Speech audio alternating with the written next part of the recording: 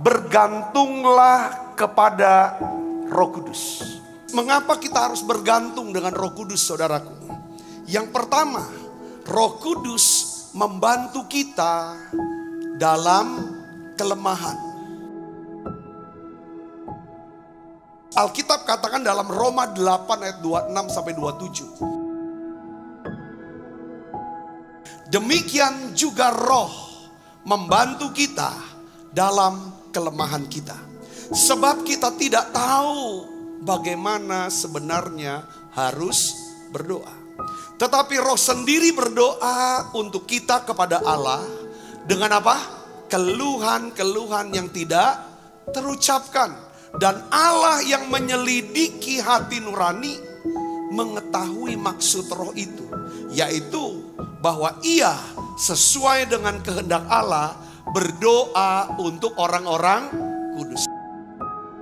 Kenapa kita harus bergantung sama Roh Kudus? Karena Roh Kudus, dia bisa jadi sahabat kita yang sejati. Dia bisa menjadi penasehat dan penghibur kita. Roh Kudus yang mulia itu dia akan berbicara. Saudara, dengan bahasa sorga yang dimengerti oleh surga. Dan Roh Kudus memastikan keluhan kita, jeritan hati kita, doa-doa kita, kebutuhan kita, dia pastikan untuk didengar oleh Bapa, dijawab oleh Bapa. Ketika kasih dari Bapa dicurahkan ke hati kita, membasahi hati kita, pada saat itulah hati kita diubah menjadi apa? Menjadi baru. Di mana kekhawatiran, ketakutan itu lenyap, diganti oleh kekuatan baru, damai sejahtera dan iman yang menyelamatkan.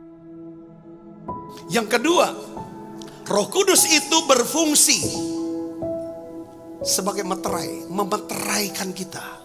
Efesus 1 ayat 13 sampai 14 katakan, di dalam Dia kamu juga, karena kamu telah mendengar firman kebenaran, yaitu Injil keselamatanmu. Di dalam Dia kamu juga ketika kamu percaya, baca keras, dimeteraikan dengan apa?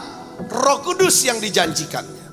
Dan Roh Kudus itu adalah jaminan bagian kita sampai kita memperoleh seluruhnya, yaitu penebusan yang menjadikan kita milik Allah untuk memuji kemuliaannya. Jadi meterai itu untuk menyatakan kepemilikan. Apa arti Roh Kudus sebagai meterai? Meterai Roh Kudus itu sangat kuat. Dia nutup, mengikat. Saat saudara menerima Yesus sebagai Tuhan dan Juru Selamat secara pribadi, maka Allah memeteraikan keselamatan kita, memeteraikan iman kita, pengharapan kita, kasih kita kepada Yesus. Dengan Dia berikan siapa? Roh Kudus. Efesus 1:13 kata, di dalam Dia kamu juga, karena kamu telah mendengar firman kebenaran, yaitu Injil keselamatanmu. Di dalam Dia kamu juga ketika kamu percaya, dimeteraikan dengan apa? Roh Kudus yang dijanjikannya itu. Panggil Roh Kudus, percaya sama Roh Kudus. Orang yang percaya pada Roh Kudus, yang bergabung adalah orang yang percaya kepada Yesus, sudah menerima Yesus sebagai Tuhan dan Juru Selamat secara pribadi. Dia mau menyembah Yesus, maka Roh Kudus jadi meterai. Roh Kudus akan menjadi penolong kita ketika kita lemah. Yang terakhir, yang ketiga, kenapa saudara harus bergantung dengan Roh Kudus?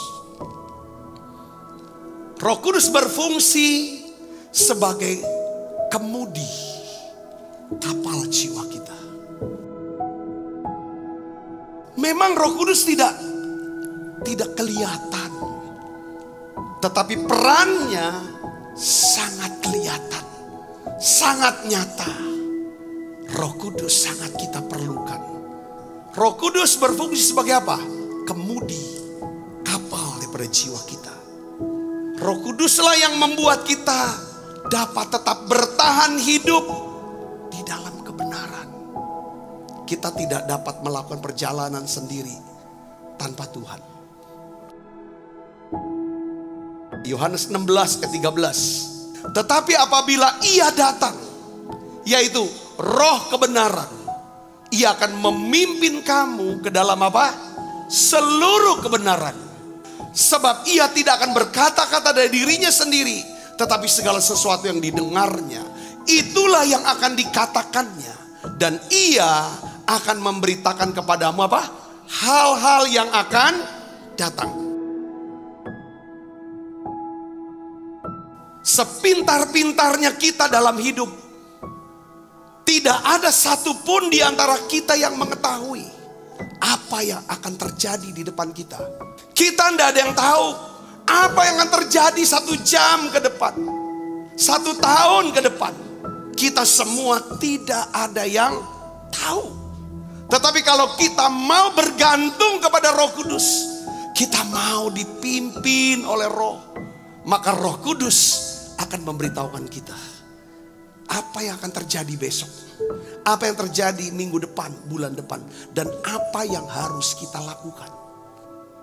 Setiap kekalahan selalu didahului oleh kebingungan, kekhawatiran, dan ketakutan. Sebab sebelum iblis berhasil mengikat hidup kita, menguasai dan menaklukkan kita, saudaraku, iblis biasanya akan membuat saudara menjadi apa? Bingung, khawatir, takut. Kalau kita bingung terus, khawatir terus, takut, itu kuasai. Iblis kuasai dia.